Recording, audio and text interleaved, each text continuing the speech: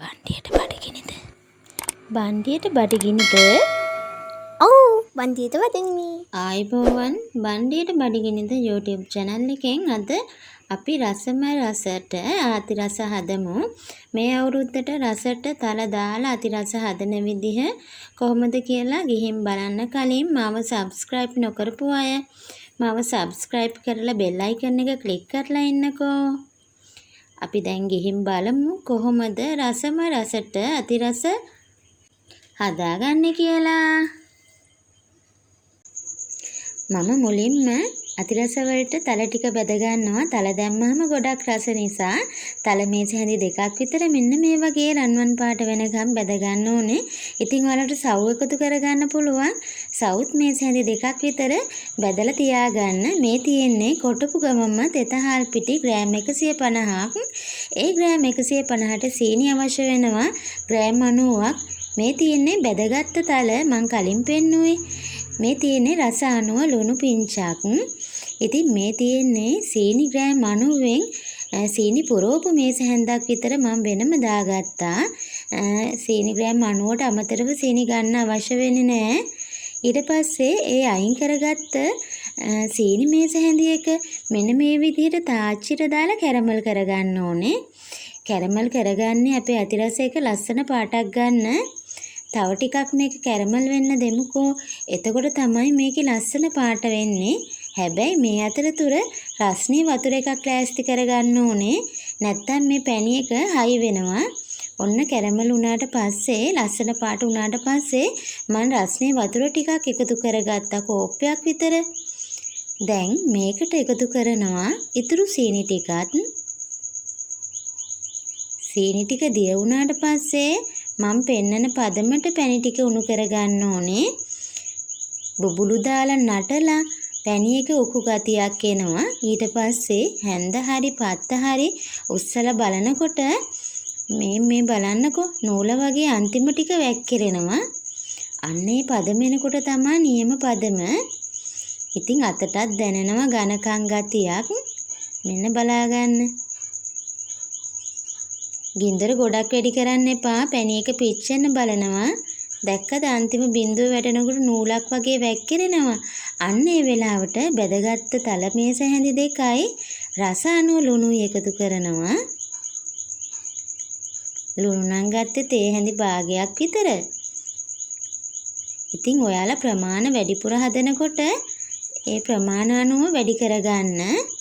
දැන් ලිප හොඳටම අඩු කරගෙන මෙන්න මේ විදිහට තෙතහාල් පිටි එකතු කරගන්න. මම පාන් පිටි එකතු කරගත්තේ නෑ.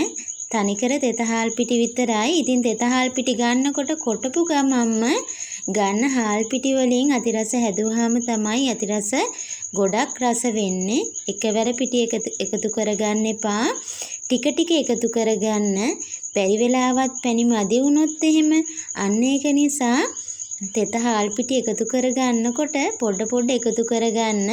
දැන් ඔයාලට පේනවනේ මේක ගොඩාක් ඝනකම් නැති මිශ්‍රණයක් උනේ අපේ පිටි ටික දැම්මට පස්සේ.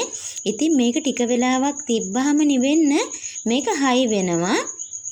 ඔයාලට රැට මේක හදලා උදේට ගන්නත් පුළුවන්. මොකුත්ම වෙන්නේ නැහැ.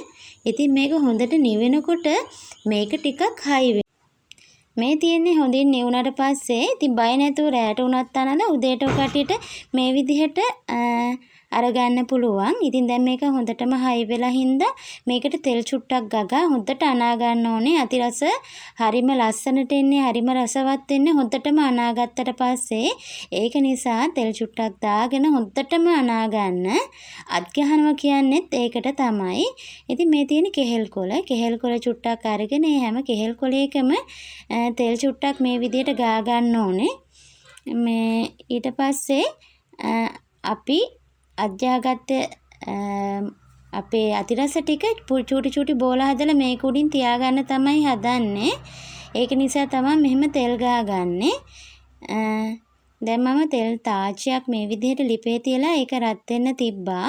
ගින්දර මධ්‍යම ප්‍රමාණයට වැඩි පොඩ්ඩක් අඩු කරගෙන ඊට පස්සේ හොඳටම අනාගත්ත මතක තියාගන්න අතිරස ගොඩක් රස හොඳට ඇනුවහම ඒකයි ඒකට අතිරස කියලා කියන්නේ. අන්න තරමට රසයි. ඒකෙන් මේ විදිහට පොඩි පොඩි බෝල අරගෙන ඔයාලට කැමති කැවුම් ගෙඩිය සයිස් එකට බෝල අරගෙන මෙන්න මේ විදිහට අත් දෙකකින් අල්ලෙන් රවුම් කර කර කෙහෙල් කොළ උඩ තියන්න. තෙල් ගාපු කෙහෙල් කොළ උඩ තියන්න. එතකොට මේක ටික වෙලාවක් යනකොට තුනී කරන්නවත් ඕනේ නැහැ. තුනී වෙලා යනවා. ඒක නිසා හොඳට මතක තියාගන්න අතිරස හදනකොට තෙත හාල් පිටි ගන්න ඕනේ කොටපු ගමම්ම. ඒ වගේම හොඳට අනා ගන්න ඕනේ පැණිපදම ඒ හැමදේම මම පෙන්නුවා. ඒ විදිහට හරියට කරගත්තොත් අතිරස නියම ගානට එනවා. දැන් ඔන්න තුනී කරගත්ත අතිරස රත් වෙච්ච තෙලට මෙන්න මේ විදිහට දානවා. මේක ගෙම්බෙක් වගේ පිම්බිලා එනවා. හරිම ලස්සනට.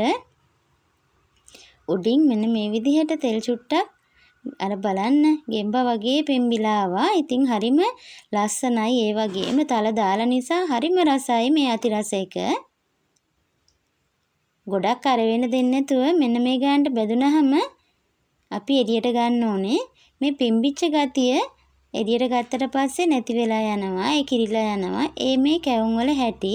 ඉතින් පාන් පිටි නොදා හදපු රසවත් අතිරස එකක් තමයි මම අද ඔයාලට ගෙනාවේ. හැම දෙයකටම පාන් පිටි දානවා. ඒ වුණාට මේ අතිරස එකට කිසිම පාන් පිටි ඕන වෙන්නේ නැහැ. ලස්සන්ට පිම්බිලා එනවා. ඔන්න මං හදාගත්ත අතිරස ටික ප්ලේට් එකට දාගත්තා. මං රස්නී දාම මං එකක් කඩලා පෙන්නන්නම්. මෙන්න මේ විදිහට තමයි ඇතුළ තියෙන්නේ. ඉතින් හරිම රසයි මේක. තල රසත් එක්ක තල රස එක්කුණු රසම රස අතිරස එකක්. අතිරස ගොඩක් රස වෙන්නේ අත් ගැහුවාම. එහෙම නැත්නම් හොඳටම අනාගත්තාම. ඒක නිසා හොඳට අනාගෙන මේ වගේ රසවත් අතිරස එකක් මේ අවුරුදු සමයේ ඔයාලා හදාගන්න. අද මගේ මේ වීඩියෝ එකට ඔයාලා කැමති නම් ලයික් කරන්න පුළුවන්, කමෙන්ට් කරන්න පුළුවන්, යාළුවෝ අතර ෂෙයා කරන්න පුළුවන්. ඒ වගේම සබ්ස්ක්‍රයිබ් නොකරපු අය සබ්ස්ක්‍රයිබ් කරලා මට හෙල්ප් කරන්න පුළුවන්. තවත් අවුරුදු සමයට රසවත් රස කැවිල්ල අරන් එනකන් ගිහින් එන්නම්. සුබ දවසක්.